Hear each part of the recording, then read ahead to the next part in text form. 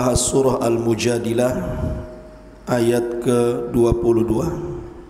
Allah Subhanahu wa taala berfirman, "La tajidu qauman yu'minuna billahi wal yawmil akhir yuwadduna man hadallaha wa rasulahu walau kanu aba'ahum aw abna'ahum aw ikhwanahum aw ashiratahum ulaika kataba fi qulubihimul iman wa ayyadahum bi ruhim minhu wa yudkhiluhum jannatin tajri min tahtihal anhar khalidina fiha radiyallahu anhum wa radu an ulaika hizbullahi ala inna hizballahi humul muflihun."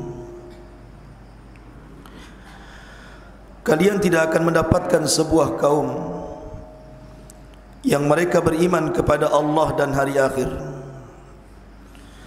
kemudian mereka berkasih sayang dengan orang-orang yang menentang Allah dan Rasulnya, walaupun mereka adalah bapak-bapak mereka, anak-anak mereka, saudara-saudara mereka atau keluarga mereka, karena Allah sudah menanamkan pada hati-hati mereka keimanan dan Allah kuatkan dengan pertolongan Allah. Kemudian kelak Allah masukkan mereka ke dalam surga yang mengalir di bawahnya sungai-sungai. Mereka kekal di dalamnya. Allah pun redha kepada mereka, mereka pun redha kepada Allah.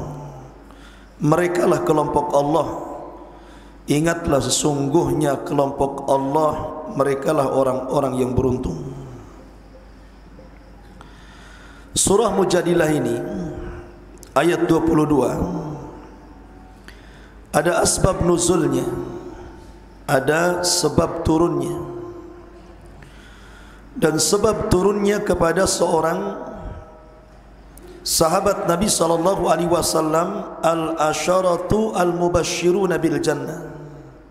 Satu di antara 10 sahabat yang dijanjikan masuk surga. Dialah aminu hadhil ummah. Aminnya orang ini, aminnya umat ini maksudnya orang yang terpercaya dalam umat Islam, Abu Ubaidah ibnul Jarrah. Abu Ubaidah ibnul Jarrah ini salah seorang sahabat Rasul yang mula-mula masuk Islam. Bahkan dia orang kelima yang masuk Islam setelah Abu Bakar dari kalangan orang dewasa, kemudian Ali dari kalangan anak-anak, dan Zaid ibnul Harithah dari kalangan budak. Kemudian Sa'ad bin Abi Waqqas, dan yang kelimanya adalah Abu Ubaidah ibnul Jarrah, masuk Islam di tangan Abu Bakar Siddiq radhiyallahu anhu. Ketika terlibat dalam peperangan pertama kali, perang besar yang dicatat dalam sejarah, bahkan diabadikan dalam Al-Quran, idza jaa nasrullahi wal fath, apabila datang pertolongan Allah, maksudnya perang Badar Kubra. Abu Ubaidah ibnul Jarrah ini kita tahu tidak pernah luput dari peperangan bersama Rasul, termasuk dalamnya perang Badar. Masalahnya dalam perang Badar ini Abu Ubaidah diuji oleh Allah Subhanahu wa taala dengan sedemikian rupa ujian yang sangat berat. Karena ayahandanya Abu Ubaidah ini terlibat ikut perang dan di belakang tentara Abu Jahal. Sementara Abu Ubaidah ibnul Jarrah berada di barisan Nabi sallallahu alaihi wasallam. Maka dalam peperangan itu ayahnya memang hendak mengincar anaknya saja.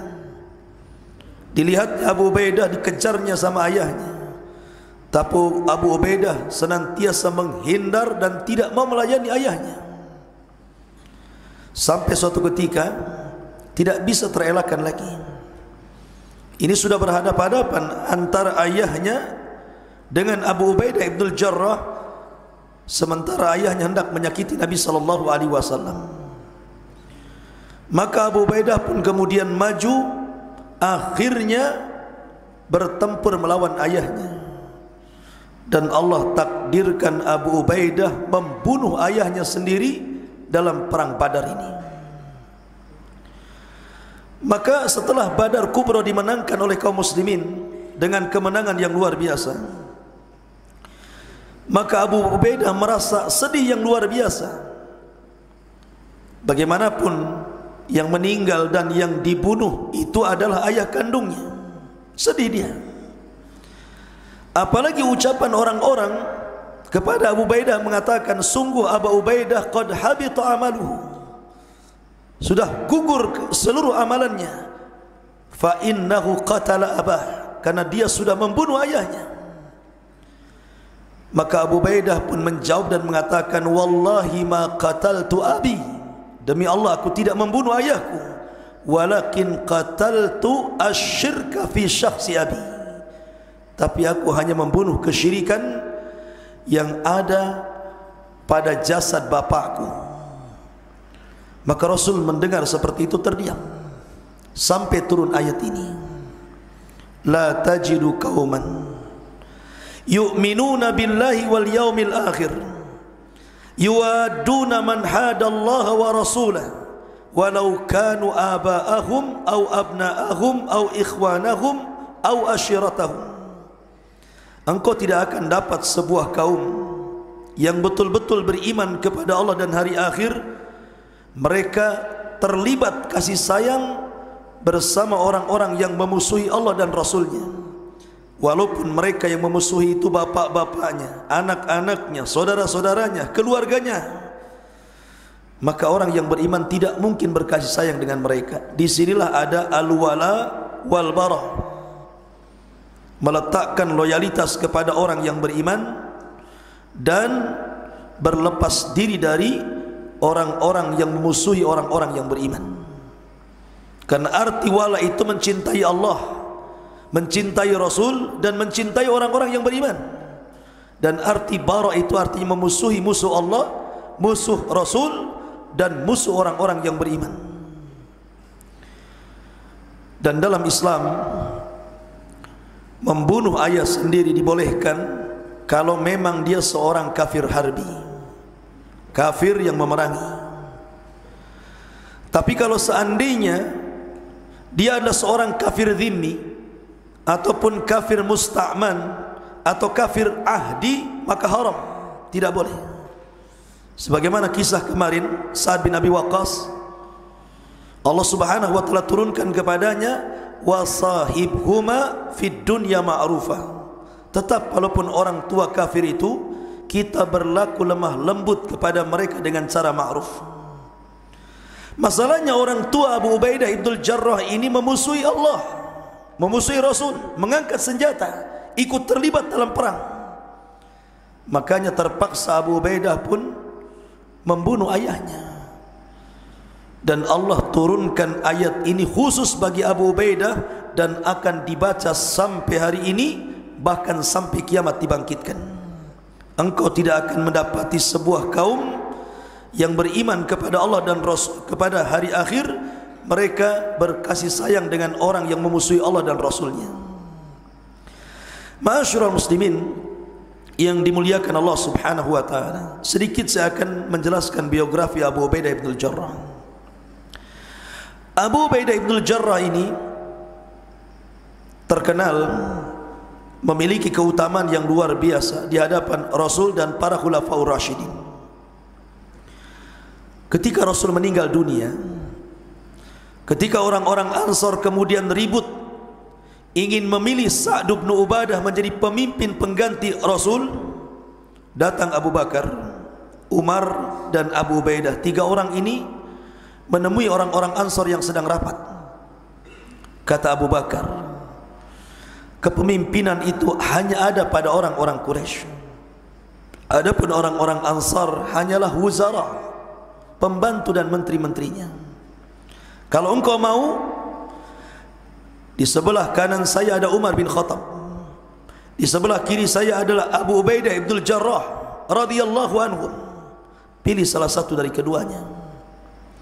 Artinya Abu Bakar sangat percaya dengan Abu Ubaidah sehingga memilihkan di antara dua manusia mulia siapa yang paling tepat untuk menjadi khalifah sepeninggal Rasul.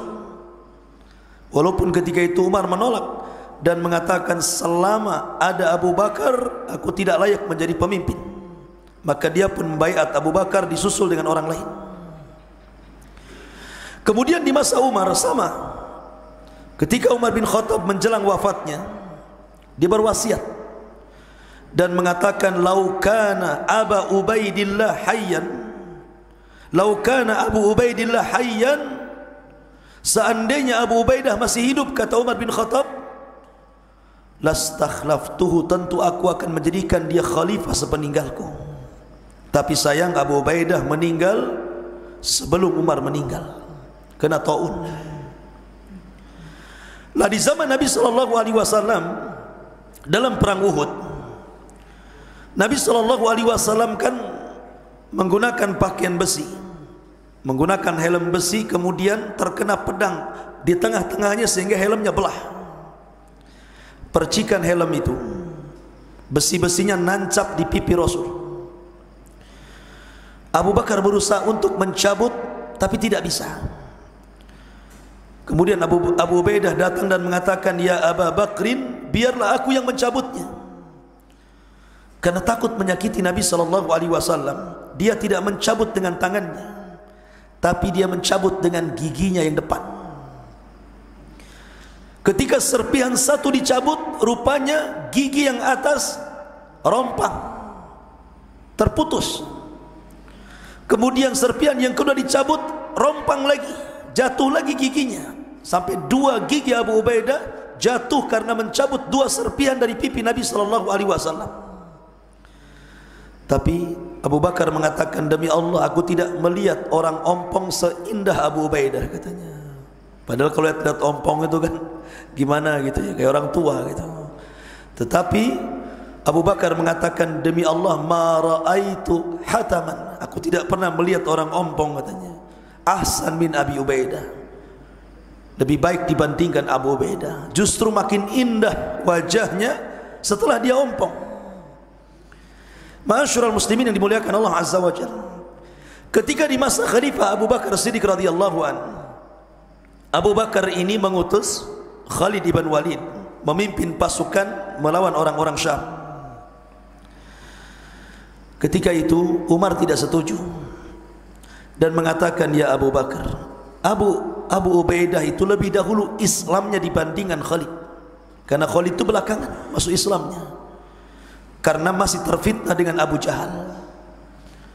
Harusnya yang menjadi amir perang itu Abu Ubaidah, bukan Khalid. Tapi Abu Bakar ini cerdas, dia mampu meletakkan orang-orang yang layak diletakkan, dia letakkan. Makanya sepeninggal Abu Bakar, Umar memuji Abu Bakar. Kata Abu Bakar, wahai Umar, betul Abu Ubaidah itu lebih dahulu Islamnya dibandingkan Khalid, tapi Khalid punya kecerdasan taktik perang yang tidak dimiliki saya, tidak dimiliki Anda, tidak dimiliki oleh seluruh kaum muslimin. Kalau kita berdua berada dalam peperangan, saya yakin kita akan memilih Khalid. Akhirnya Khalid pun yang menjadi pemimpin sampai meninggalnya Abu Bakar. Setelah Abu Bakar meninggal, khalifah jatuh ke tangan Umar, diganti oleh Umar. Khalid menjadi mustasyar, hanya sebagai penasihat perang, dan Abu Ubaidah dijadikan pemimpin perang untuk membebaskan Persia dan Syam secara keseluruhan, dan berhasil. Syam dikuasai, semua Syam itu dikuasai kaum muslimin di tangan Abu Ubaidah ibn al-Jarrah, menunjukkan bahwa kepemimpinan luar biasa Abu Ubaidah ibn al-Jarrah ini. Ketika Amirul Mukminin mendapatkan kabar bahwa Baitul Maqdis sudah jatuh ke tangan kaum muslimin, ketika itu mereka menuntut Umar untuk datang ke Baitul Maqdis, langsung mengambil kunci Baitul Maqdis, langsung mengambil dari uskup yang menjaga Baitul Maqdis. Karena ketika itu Abu Ubaidah ditolaknya karena tidak ada ciri-cirinya dalam kitab mereka. Kemudian beberapa sahabat juga, termasuk Sarahbil, juga ditolak. Ketika Umar datang Rupanya Umar sudah dicatat dalam kitab-kitab mereka bahwa dia yang kelak akan menguasai Baitul Maqdis. Kemudian diberikan kunci itu kepada Umar. Ketika Umar berjalan dengan Abu Ubaidah, Umar itu kan pakaiannya asal-asalan, dia pakaian dari Madinah, berjalan sampai ke Syam, 1 bulan perjalanan tidak ganti pakaian, penuh dengan debu tentunya. Abu Ubaidah sudah mempersiapkan pakaian yang layak untuk menjadi kebanggaan seorang khalifah, sehingga Abu Ubaidah meminta kepada Umar untuk mengganti pakaiannya. Maksudnya kalau pakaiannya agak wah gitu kan, oh ini pemimpin kami bangga. Tapi Umar mengatakan kepada Abu Ubaidah, ya Aba Ubaidah, innallaha a'azzana bil Islam, wa man yabtagil izzata bi ghairi ma a'azzana Allah adhallana Allah. Abu Ubaidah, kita ini dimuliakan bukan karena pakaian, tapi karena Islam. Kalau seandainya kita mencari kemuliaan di luar daripada Islam, kita pasti dihinakan Allah. Biarkan aku seperti ini. Setelah mengambil kunci Baitul Maqdis, Umar pun mampir di rumah Abu Ubaidah. Rumahnya kecil, tidak ada barang-barang berharga, padahal dia jenderal yang memimpin perang menaklukkan satu Syam, termasuk Baitul Maqdis. Sehingga Umar bin Khattab ketika itu meminta kepada salah satu pasukan, "I'tuni bi ta'amikum wa ta'ami Abi Ubaidah." Datangkan kepada aku makanan yang kalian makan dan makanan yang dimakan Abu Ubaidah, katanya. Datangkan kedua makanan itu. Rupanya makanan pasukan jauh lebih lezat dibandingkan makanan yang dimakan keseharian Abu Ubaidah ibn Jarrah.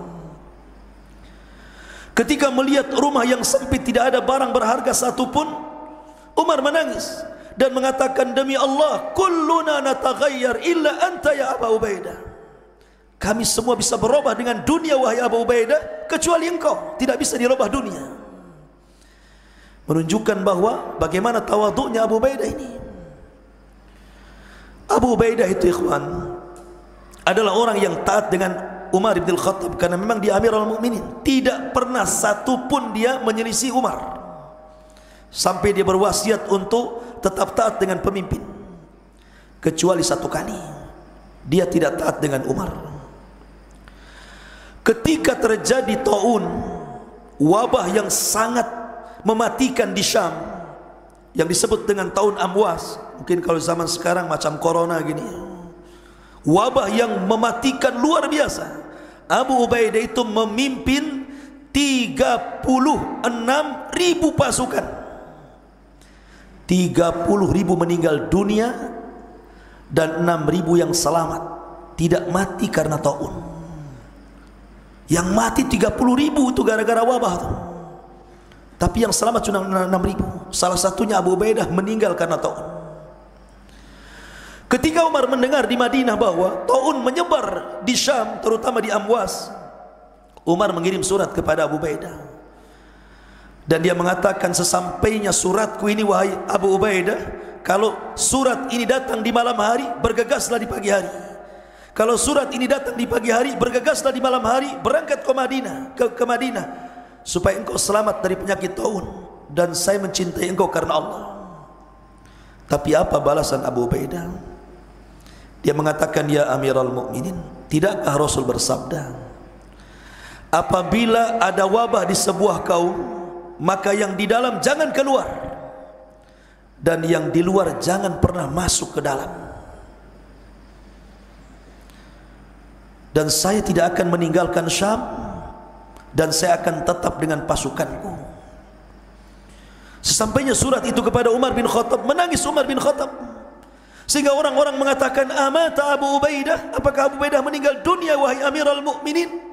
Kata Umar, la walakin qarib, tidak, dia tidak meninggal, tapi sebentar lagi dia akan meninggal. Selang beberapa hari dari sampainya surat itu kepada Umar, satu keluarga Abu Ubaidah ibn Jarrah meninggal karena wabah taun. Keluarga Mu'ad bin Jabal juga meninggal karena wabah taun. Banyak sahabat-sahabat mulia meninggal karena wabah taun. Dulu taun adalah azab yang Allah timpakan kepada Bani Israel. Tetapi taun bagi kaum muslimin sebuah syahid bagi yang meninggal karena taun. Abu Ubaidah mati syahid karena meninggal di atas taun. Ma'asyiral muslimin yang dimuliakan Allah Azza wa Jalla, inilah di antara al-qasas wal Quran. Subhanakallah bihamdika asyhadu an la ilaha illa anta astaghfiruka wa atubu ilaik. Allahu ta'ala alam. Assalamualaikum warahmatullahi wabarakatuh.